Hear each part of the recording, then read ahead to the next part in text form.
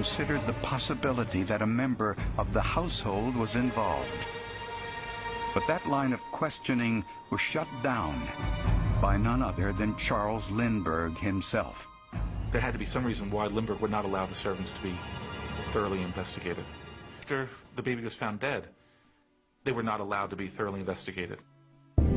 Lindbergh, an ex-military man and national hero, had virtually total control of the investigation. He sat in on all the strategy sessions. He directly threatened to shoot any New Jersey state trooper who made any move without his authority. Lindbergh's unusual role has raised questions that persist to this day, that he knew more about his son's kidnapping than he was telling police. Even his wife Anne thought this might be true. According to a letter which Anne Lindbergh wrote the next day to her mother-in-law, her initial instinct was that Charles Lindbergh had taken the child. In his book, Crime of the Century, Greg Algren says Lindbergh should not have been in charge of the investigation. He should have been the chief suspect. Today, we know more about these types of crimes than we knew in 1932. We know today that child is murdered. We know there's about an 85% probability that a parent or a close family relative is the perpetrator. But was Lindbergh capable of kidnapping his own baby? Even sympathetic biographers admit that he often played cruel practical jokes on people around him. One such joke involved his son. He had hidden the child in a closet and announced that the child was kidnapped. As a parent, I read that and I say, I can't imagine what would happen to my relationship with my wife if I took my 6-month-old child or 1-year-old child, hid the child, and announced to my wife seriously that the child had been kidnapped. That's not a practical joke. That's evidence of a very sick mind.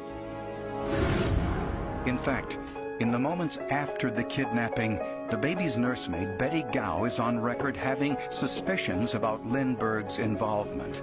Betty Gow goes, finds Carl Lindbergh, asks him, "Baby, sir?" And he said, "No, I don't." And she adds, according to her statement, a line, "Please don't fool me this time." Some theorize that while playing another practical joke, Lindbergh accidentally dropped the baby, and that the ransom notes and the kidnap ladder were all part of an elaborate cover-up to protect an American hero. Sir Ludovic Kennedy, author of The Airman and the Carpenter, says, public statements by investigators give credence to the charge of a police cover-up. The chief of the New Jersey State Police at that time, like many Americans, worshipped Lindbergh. In fact, he said on one occasion, "I would do anything in the world to help Colonel Lindbergh. I would break any oath to see that nothing happened to him." For 7 decades, Skep cited Hauptmann's refusal to confess, Lindbergh's unusual role in the investigation, and the apparent evidence of an inside job as ample proof that Hauptmann was framed. I maintain, with a great deal of conviction, that people who pretend now that he's still guilty are not only deluding themselves, but they're telling a lie. The only way to prove or disprove that assertion is to re-examine the evidence that ultimately sent Hauptmann to the electric chair. So for the past year, experts chosen by medical detectives have been doing just that, conducting an independent analysis of the evidence. In a moment, the results. Shortly after his arrest, Hauptmann provided handwriting samples to police. These and other of his known writings were compared to the 15 ransom notes by Albert Osborne, the prosecution's handwriting expert. Richard Hauptmann was the same writer who wrote all of the Lindbergh kidnap notes. Handwriting experts have said Osborne's results were corrupted by pressure to get a conviction. In an attempt to put the question to rest, medical detectives asked 3 internationally recognized document examiners for their opinions. Peter Bayer of Schriesheim, Germany, Gideon Epstein, based in Washington, D.C., and Grant Sperry from Memphis, Tennessee. The first question: did one or more people write the notes? The writing in all the notes shows an unnatural stop-and-start quality. In this particular case, all of the ransom notes were disguised. Some were disguised more than others, but they were all disguised. The consistency of the disguise in some areas is remarkable. There's a lot of extraneous dragging of strokes in an effort apparently to connect letters. But even with the attempt at disguise, there are consistent stylistic features in all of the notes.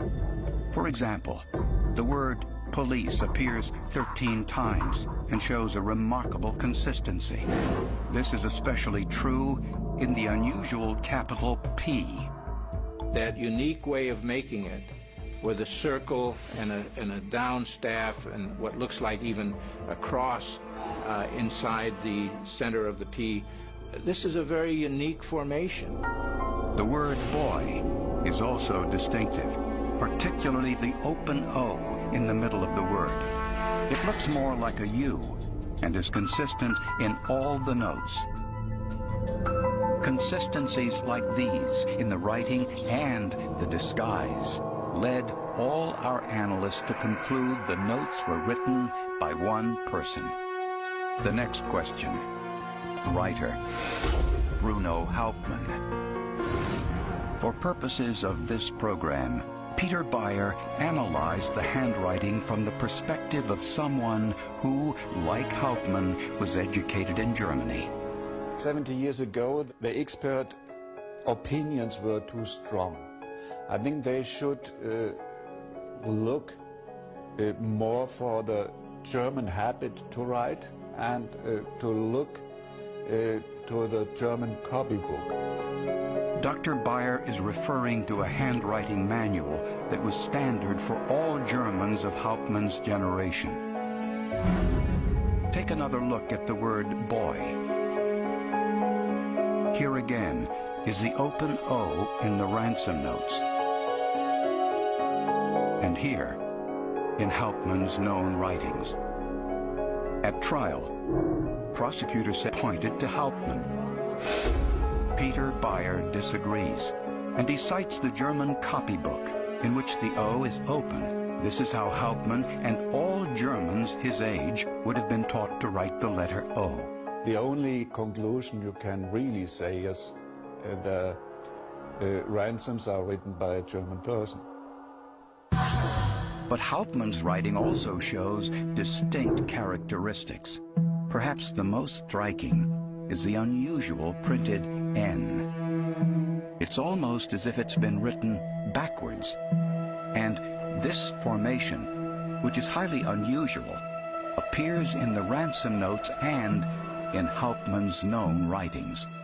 Every time that I saw a printed N in the exemplars and in the ransom notes, it's made the same way. And it's made very quickly. It's not like he's consciously trying to disguise his N.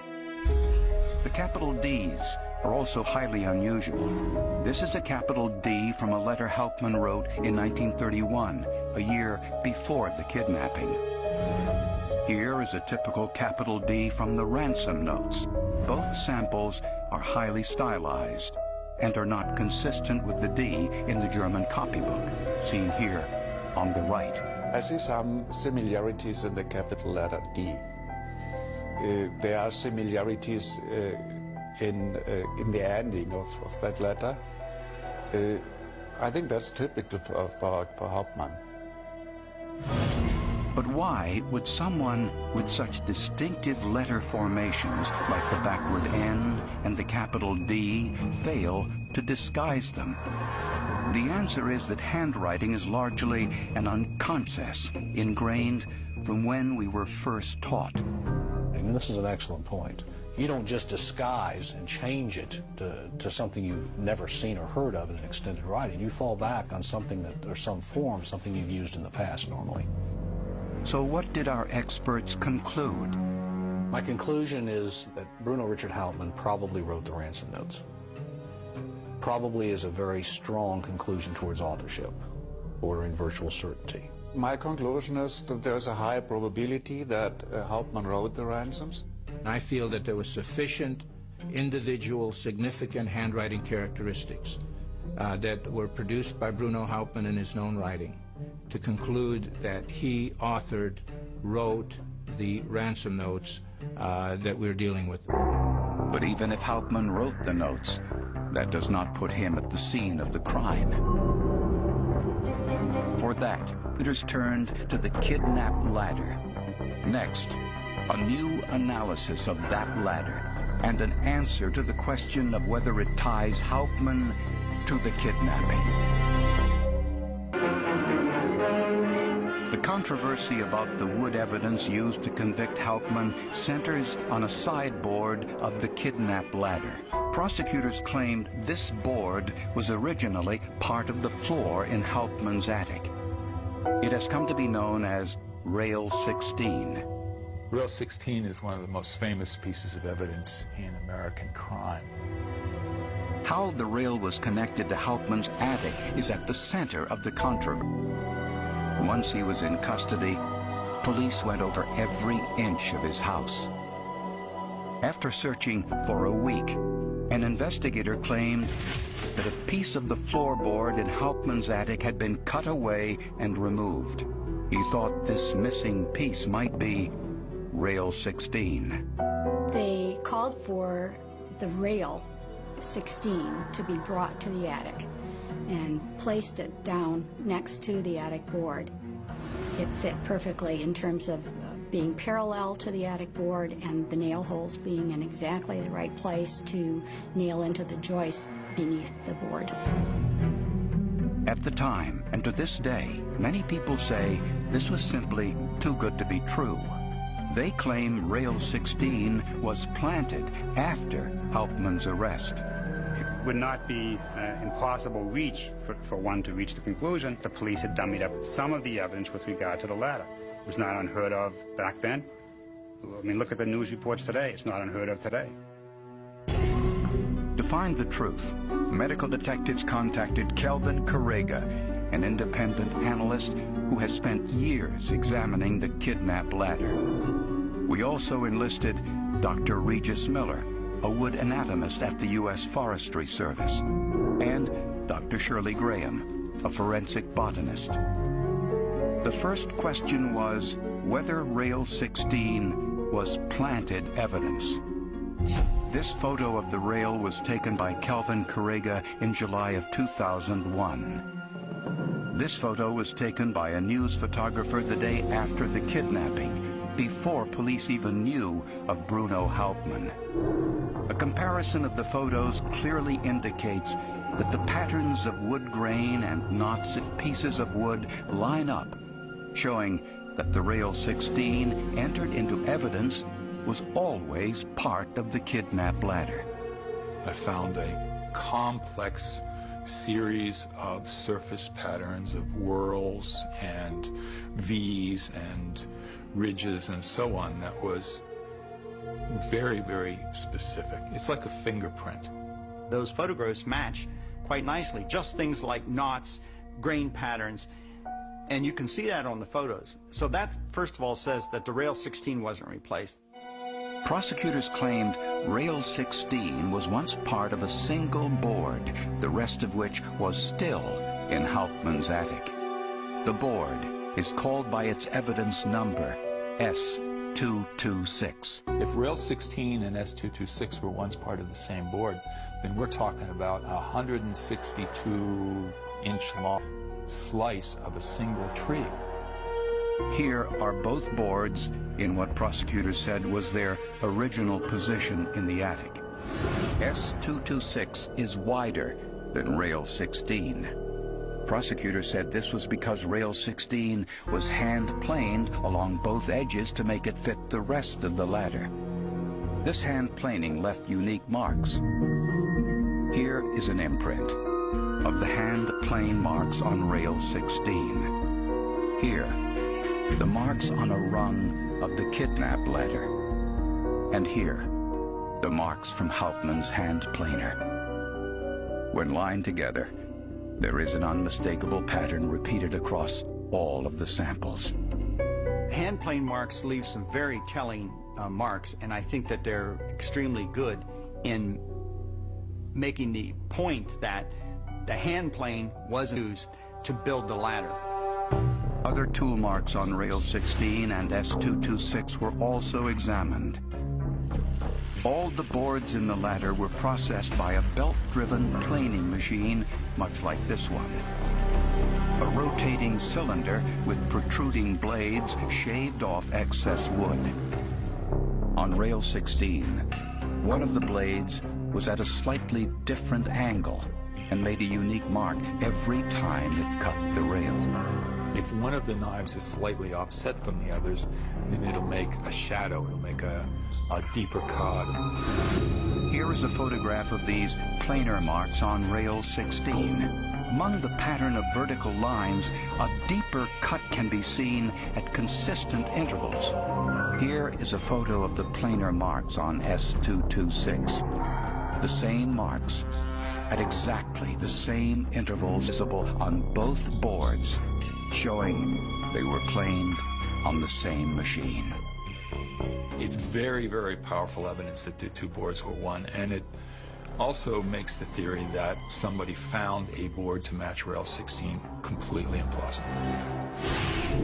But perhaps the most distinctive comparison comes from the natural characteristics of the wood, the growth rings.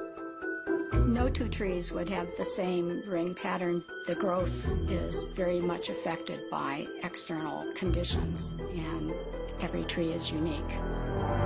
For this investigation, Kelvin Corriga used new photographs of the end grain. On the top is a photo of rail 16's end grain. S226 is on the bottom. When compared, the rings line up perfectly in both number and thick, the final forensic proof that rail 16 came from Hauptmann's attic. I'm satisfied that the rail 16 and S226 are the same board. I look at it from the cross-section to look at the growth rings and the pattern that's in that growth ring, and that alone will convince me 99.9%. I think the wood evidence points to an unquestionable link of Hauptmann and the crime. I think that rail 16 represents the one tangible piece of physical evidence in the case, and it's a real link between the house of the man that was executed for the crime and the crime scene itself. In a moment, the questions answered and the questions that remain as the reopening of the investigation into the Lindbergh baby kidnapping continues. The Lindbergh kidnapping still resonates as one of the most despicable acts in the history of modern crime. After 7 decades, we still don't know everything about what happened on that March night. For instance, how did Hauptmann know of the Lindberghs' last-minute decision to stay at the Hopewell estate? Was there an accomplice helping him navigate the difficult reach from the baby's window to the ladder several feet below?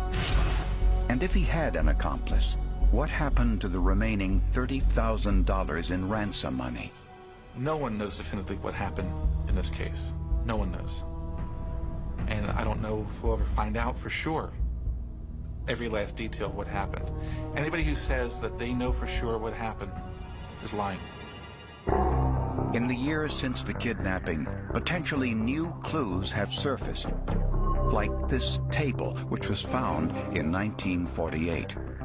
On a wooden support block, investigators found a confession to the kidnapping. It was written in German and signed with the initials of the Nazi Party. It says, Hauptmann was innocent. An analysis of the handwriting reveals it does not match the ransom notes or any other known writings in the case, and it's considered by many to be yet another in a line of hoaxes. Despite ongoing questions, there are some things we can say with certainty. The results of 70 years of forensic investigation, including this one, indicate that Bruno Hauptmann wrote the 15 ransom notes and made the kidnap ladder. It's clear, I think, that Bruno Hauptmann took the Lindbergh baby. Whether he took the baby with anyone else is a question we can't confidently answer. Most people, I think, conclude that it was a solo job, but there still are some suspicions.